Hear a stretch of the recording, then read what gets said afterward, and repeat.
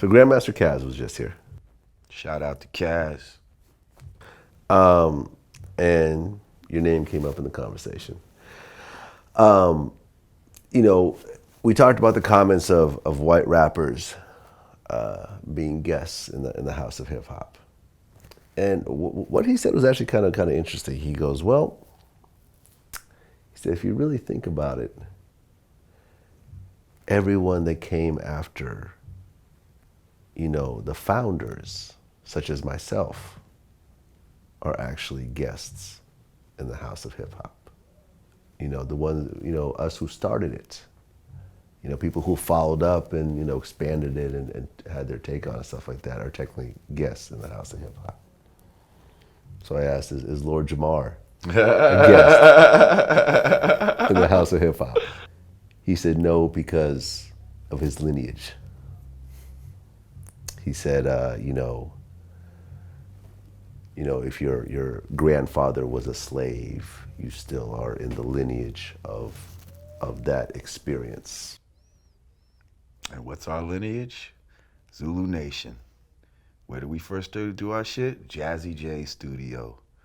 We got direct lineage to Bambaataa, goddammit. Regardless what he said, you see, that man is a legend. So regardless what he said, I will sit here and accept it. So if he said that you were a guest in the house of hip hop, we're the originators, I'd be like, okay. That's how he sees it. You know what I mean? I'm not going to sit here and argue with him. Why? Because I respect my elders. Okay? I respect, especially him, he's one of the people that, if it wasn't for him, the way he rhymed, hip hop would have not advanced. He was one of the first rappers that really enthralled you and really knew how to tell a story. Like, I could remember some of his rhymes to this very day, right now. And I'm talking, that's like, whew, 35 years ago, maybe, when I first heard this shit or some shit. Him, Kumo D, Melly Mel. Don't talk about the best rappers if you don't talk about them first and foremost. Because those three dudes right there were like the standout of the standout when hip hop first was becoming popular. So yeah, that being said, you gotta know when to respect a motherfucker. You see, and some of these motherfuckers that you asked about me didn't know about that type of respect. Right. Which is why, we ended up having some words.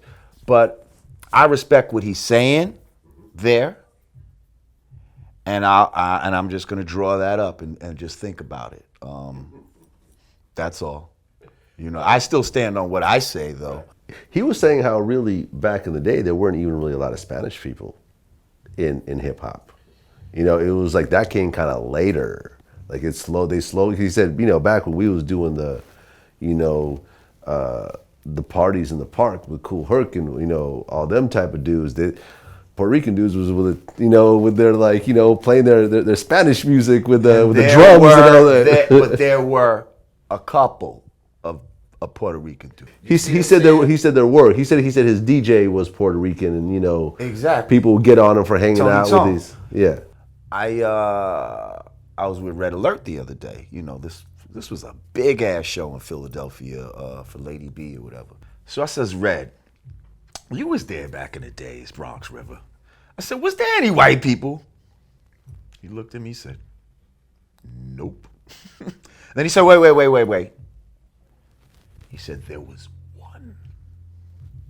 He said, there was one. And I forget his name, what he said the dude's name was, but he wasn't like an MC or a DJ or nothing. He was just there. He was the abnormal. It was abnormal, but he was there. He might have lived in the projects or some shit like that. Actually, I remember where we grew up in New Rochelle. there was these projects to Hollow where I used to hang out at, and there was this family, the McKenna family, only white family in the projects. You know what I mean? So there's always an exception to the rule, but the basic rule is that there was no white people around when hip hop was in its inception. We're the originators of this shit.